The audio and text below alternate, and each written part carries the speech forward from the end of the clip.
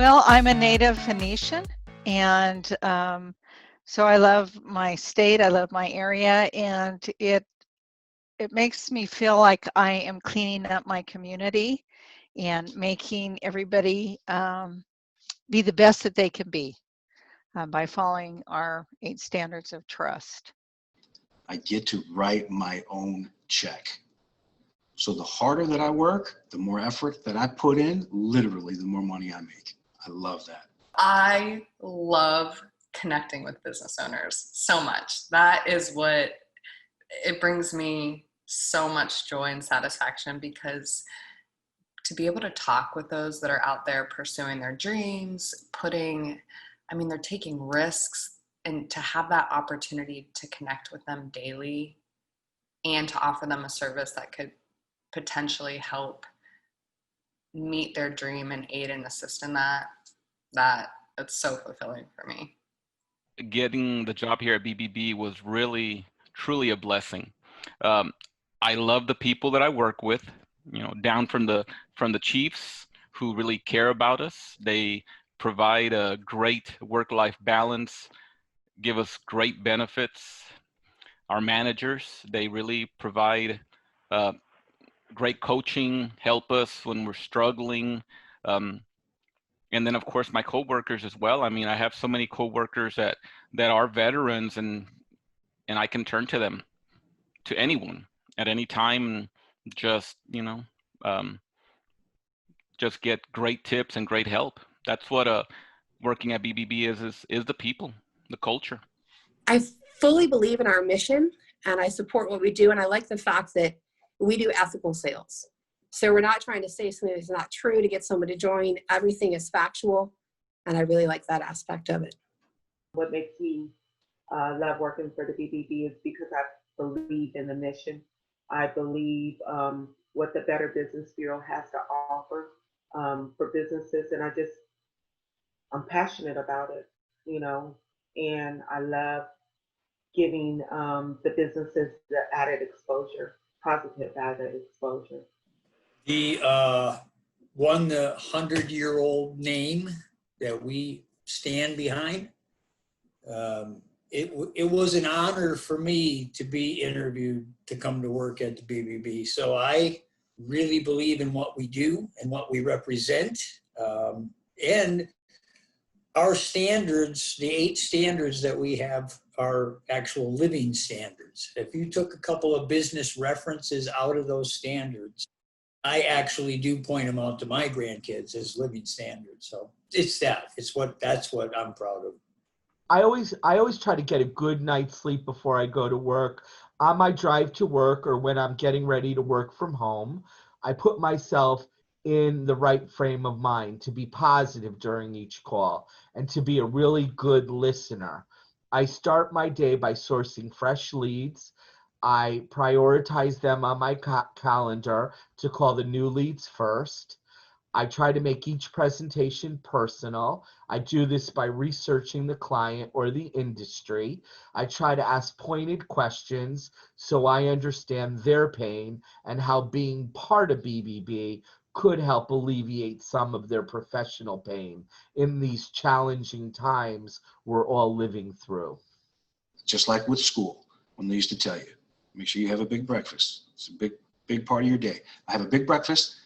I can rock out a deal or two before lunch. My lunch tastes even better with a deal or two already in the books. So literally, I revolve my day around food. The better that I do at work, the better things that I can eat. If I want to eat well, I have to do well at work. I make it simple for me. It's the food.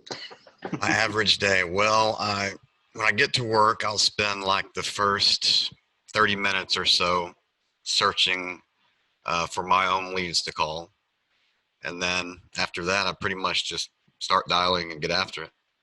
I try to keep the mindset of keep my focus narrowed where I just think one sale at a time. Because, if you start thinking anything past that, you can get overwhelmed, and it comes across on the phone. I have to start off on a positive note. I have to have a positive attitude. So I try to, put some music on in the background, make some coffee. So I wake up at about 5:50, and the first thing I do before I brush my teeth, I go for a run. I go for a 4-mile run every single morning, and I listen to a podcast. And then when I get back, I take about an additional 30 minutes, and I focus on myself. So I do journaling, I do devotions, I read a little bit, and then I start my day at about 7:38, and then I work through till about 4:30. I know for a fact that sales is all about the mind. You can prospect, you can do your research, all of that, but I believe getting your mind right is what really creates for success in this position. So and think about it, to get up, the first thing I like to do is make myself uncomfortable in the morning. Because if I start out with something that difficult and that makes me uncomfortable, it makes talking to business owners a little bit easier. So my day starts with organizing. I'm very disciplined. I make a lot of calls. I call on the average of 100. I make about 100 calls per day. I make callbacks and according to their scheduled times. And in between that, I'm sourcing new prospects. I like to have some quiet time where I read my devotions, write in my thankful journal, read some self-development books to help me get my mindset ready for the day. I have a word of prayer and over my day, and then I usually am in my office about 7:15, 7:30. And I like to I'm really one of those OCD people. So I like to have my desk in order. I like to have my callbacks ready to go, have my calendar ready, just ready for the day. And I like to try to be on the phone by 8 and just start getting some calls out. Well, I used to be in sports when I was younger, so I'm kind of superstitious. When I find a routine or a rhythm that works, I never want to change it. I just start my day getting coffee, usually a light breakfast. When we were kids and had to eat breakfast before school to get brain fuel, I mean, the same thing applies as adults. We're not going to be too productive if we're at our desk hungry or thinking about when we're leaving for lunch. But after that and a few good mornings to my coworkers, then I'm hitting the ground running. It's really important to me to have a list of leads already ready to go that I prep the day before, and just make as many calls as I can early in the morning. Goal is a deal or two by noon. My average work day is the same every single day for the past 7.5 years. I come in slightly before 7 o'clock, maybe 5 or 10 minutes before my shift. I look at my calendar and I start calling. I don't stop calling until I make my goal. At least 1 or 2 a day, minimum. I usually get in about an hour early. I'm one of those kind of people that likes to get set up and get everything situated before I actually start. So I'm usually in about an hour early, get my stuff all set up. I do a little practice stuff. I like to record myself. And what I'll do is I'll call my cell phone. I turn off my cell phone and call my cell phone and listen to how my recording sounds. That's one of the first things I do. The other thing that I think I do better than most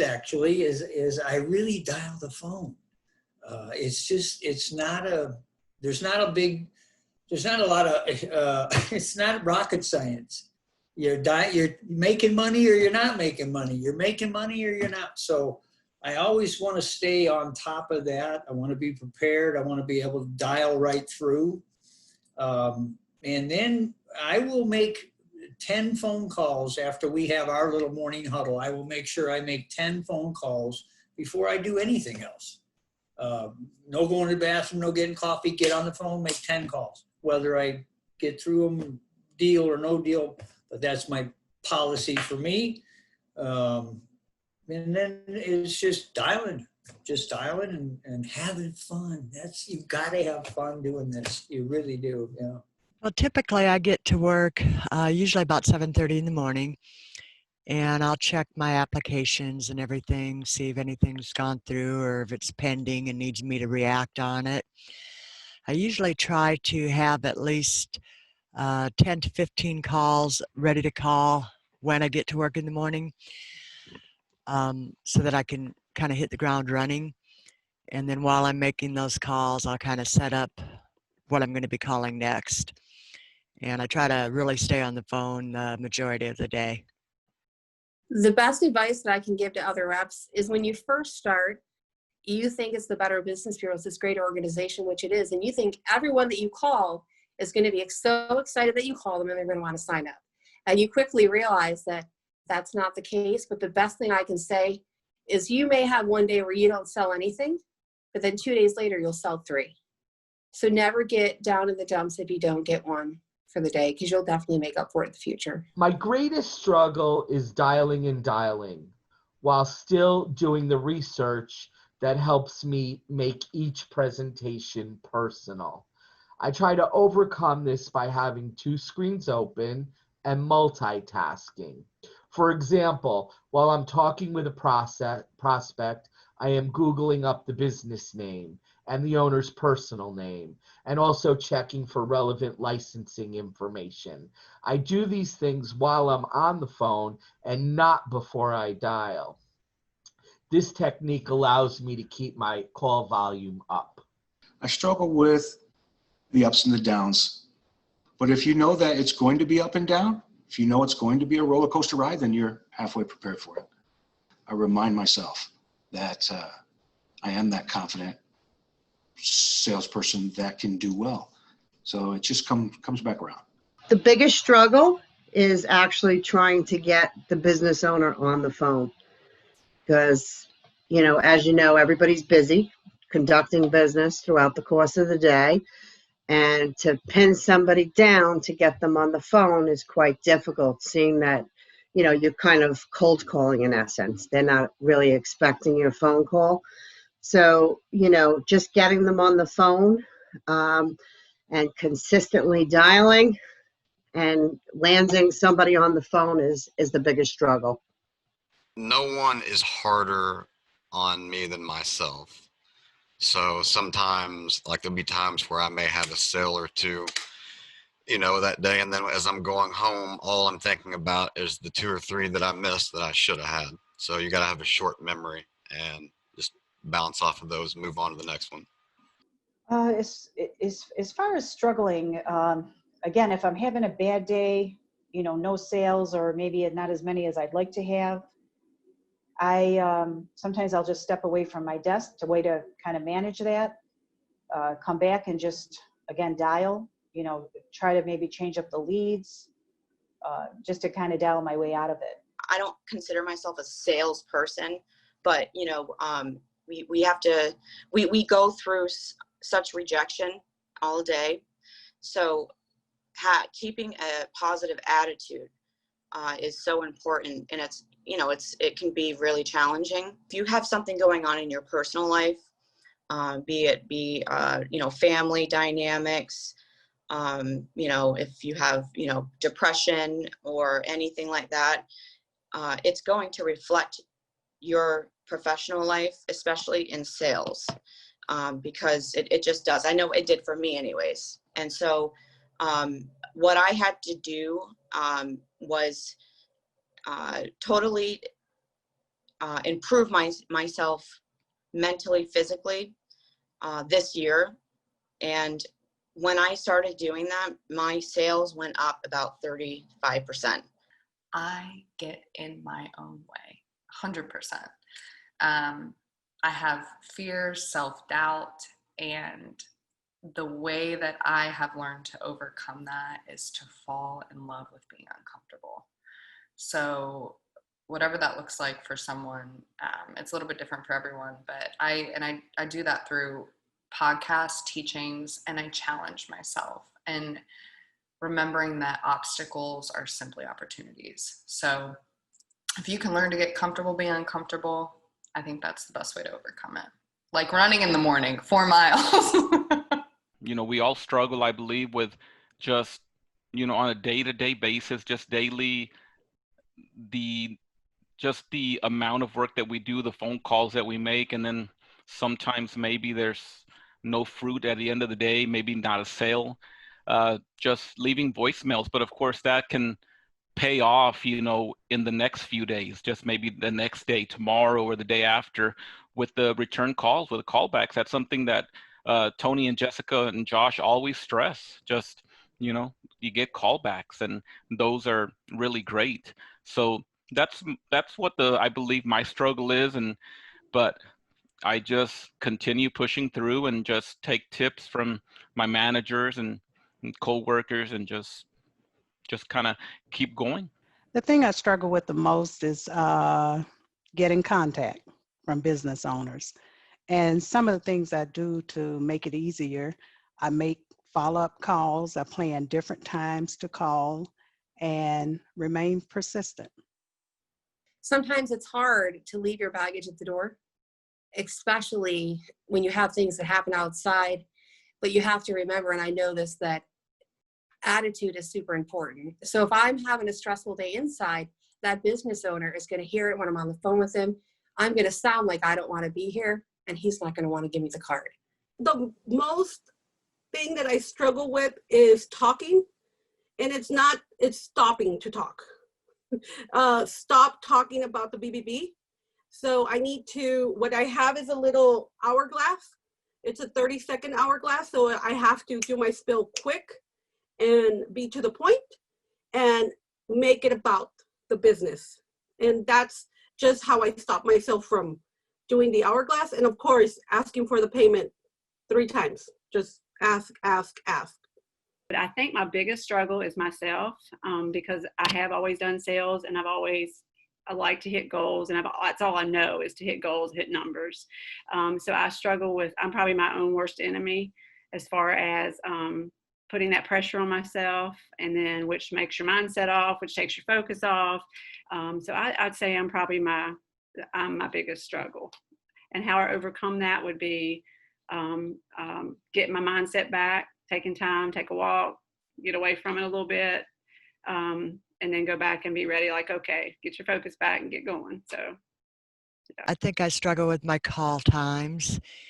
And one of the things I do to overcome that is I keep a ledger and keep little hashtags for every call I make. That way I can look at it, and if it's 11 o'clock or 10:30 and I don't have very many hashtags, I make myself pick up the pace. This is a type of job that there's a high percentage of the calls go nowhere. You're either leaving messages or they're just not interested or whatever the reason. So it's a real high percentage of the negativity of people hanging up on you, people, you know. And so I had to figure out a way to make it so at the end of the day, when you're making that 90th call, it sounds like it's the first call. And that's hard. That is hard to do. And that takes practice and time. It really does. It's just not something that comes that easy. But that's what I really work on. And that's my biggest struggle for sure. Well, I would say to use where you're calling from to your advantage, that you're calling from the Better Business Bureau, because a lot of times that's the main thing, the primary reason why they're listening.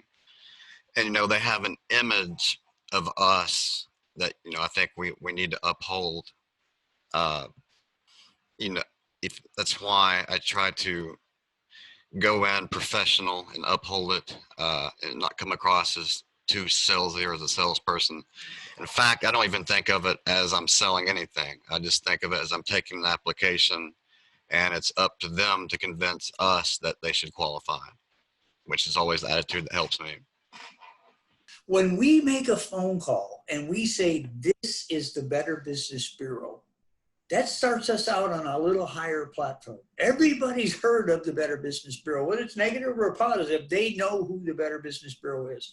So we really have an advantage. And that's, I believe, why we open with, this is the Better Business Bureau, rather than my name is. So one of my favorite questions to ask is, how do you feel when you see the BBB torch in the marketplace? This question allows me to get in deep with my prospect. Do they recognize the torch? If they don't, then it's an opportunity to educate them about Better Business Bureau. The question at times has resulted in the client telling me that they love seeing the torch, that it's a sign of ethics and integrity in the marketplace.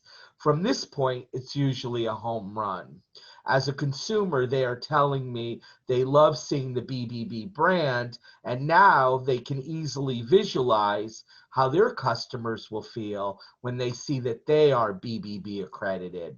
Just remember, it's always all about trust. So typically I'll ask, a series of small qualifying questions. So like if they say, oh, I need to speak to my partner about this, so rather than just going, oh, okay, when can I call you back? I'll say, is this something that you're going to recommend to your partner for you guys to do for your business? Because typically you'll get an honest answer there, right? They'll either say yes or they'll say no, and then you'll know how to proceed from there. Read and learn the script. The script works, practice your rebuttals so that you know them. So when when you got someone on the phone and they're asking questions, make sure you know what to say, or if they're giving you some type of objection, make sure you know what to say. So you really want to learn those.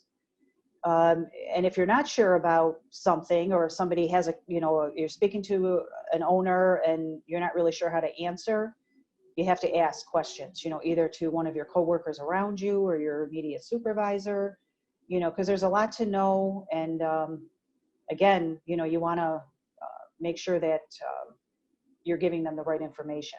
If you have anything going on in your life, that personally, if you just start taking care of yourself, physically, mentally, I'm telling you, I really think that it will help you professionally. That's my personal opinion.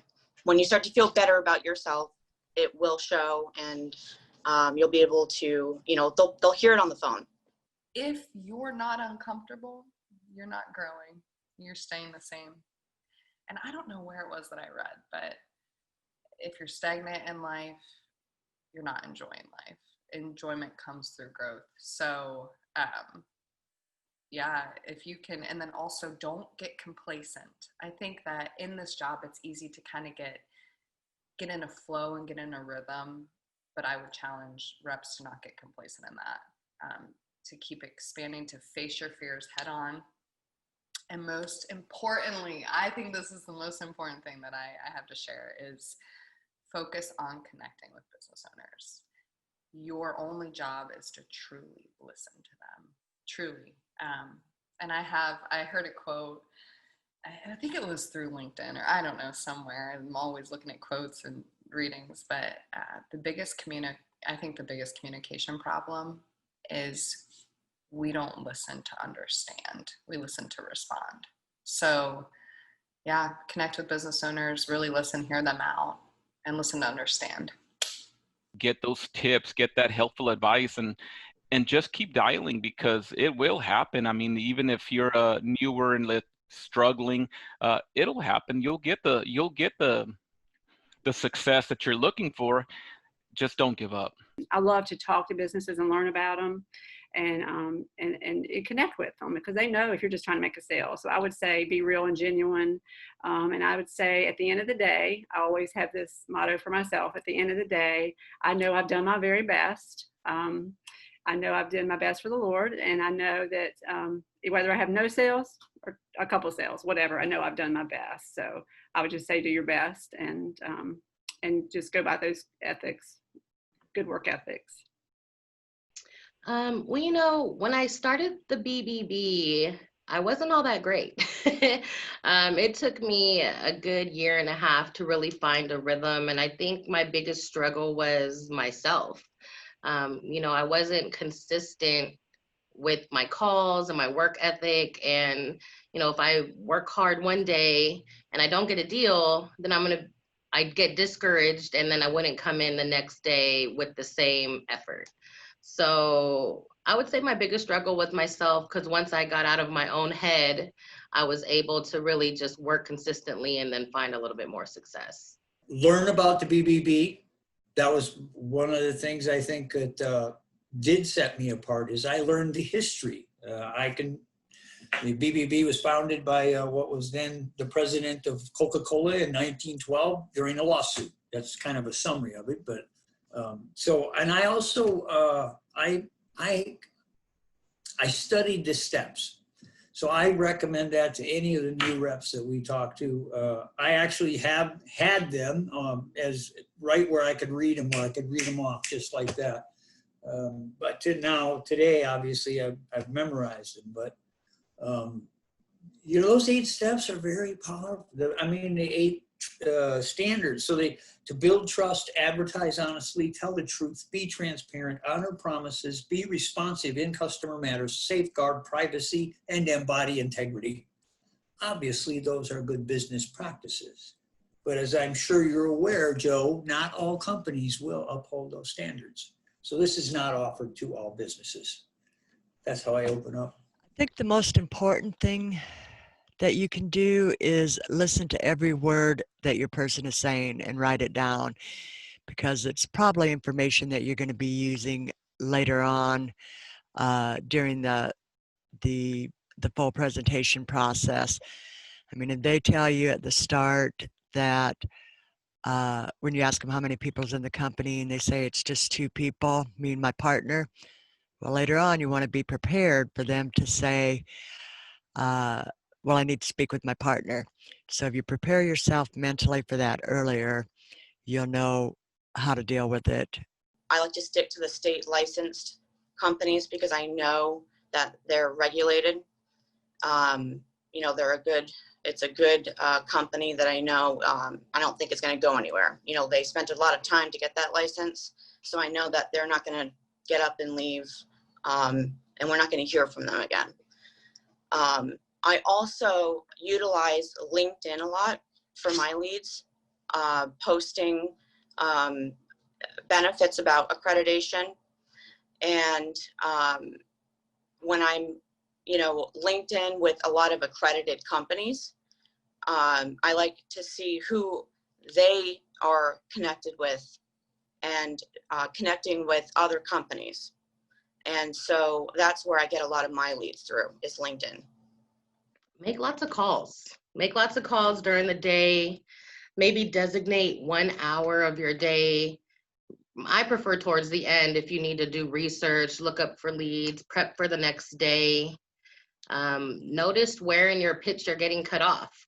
If you're leaving a lot of messages, then you probably should change the industry that you're calling so that you can ensure that you're calling companies where the owners are answering or nearby. If you're getting cut off in the beginning, maybe your intro's too long or you're coming off really wordy. Or if you're getting cut off at pricing or at benefits, maybe you're just talking too much, boring them, and we just need to cut it short. It's important that you keep it a natural conversation. Talk to somebody how you're talking to your friend. It makes them carry along a little bit more, and really always assume the sale. If you've made it all the way to pricing, they're somewhat interested, give them the price and go straight into the application. Be confident. Be confident in what you're doing, okay? Be confident in your sales team, your teammates, your process, right? Which whatever your process is, whatever gets you fired up, if it's the coffee in the morning, but the process, you got to be on the phone to make a sale. So the process itself. Just have confidence in everything that you do, and it'll show when you talk on the phone. There is a method to the madness. Don't try and reinvent the wheel, and persevere. I mean, I've been with all of you. I mean, I know what it's like. Pull your hair, cry, do all of the above. But if you hang in there and look at it as a mission, not just a phone job, that you want to make things right in our community, it's the greatest job ever. The biggest advice I would give would be, not to give up. It can get frustrating at times trying to reach people, but you got to keep going and keep going. And once you do get somebody on the phone, the biggest, most important factor is to build value, because without building any value, the accreditation, has no value. Don't get in your own head. Tonality is everything. So always speak matter-of-factly. You know, I always try when I go into the pitch to not sound like I'm explaining, but I'm telling them exactly what this is giving them, and just assuming that they're already on board. The advice I would give to other reps is to be disciplined, set goals, stay focused on your goals, analyze your sales approach from the customer's shoes, make calls, be persistent, and remember, rejection is common in the sales place. Motivation is going to come from you. It's never going to come from your boss, your team. Nobody's going to be motivating you. Just do it. Just pick up the phone, make the calls, learn from your mistakes. There's so many, I guess, advice is like the script. Make the script yours. Make it, don't sound robotic, and definitely don't sound like me right now, so scared, you know, being on things. So you have to have a smile. You got to relax, and you got to know that you are making an effort to make someone's life a little bit better. And that's the positive thing. Always focus on the positive. You have to do the same thing over and over every single day, especially if it's caused you success. Even if you don't feel like it, you have a job to do. And, you know, you just get through it and continue to do the things that work for you. But again, do the same thing every single day that's caused you success. I mean, I really believe that your success is based off the effort that you put in. Like I said, I didn't start being consistently successful until I started working hard consistently every day. You know, you're not going to get deals every day, but just know that you made 100 calls one day, that some of those calls are going to carry over to the next day or even next week. And, you know, after all that hard work, a deal will find you. So just never give up.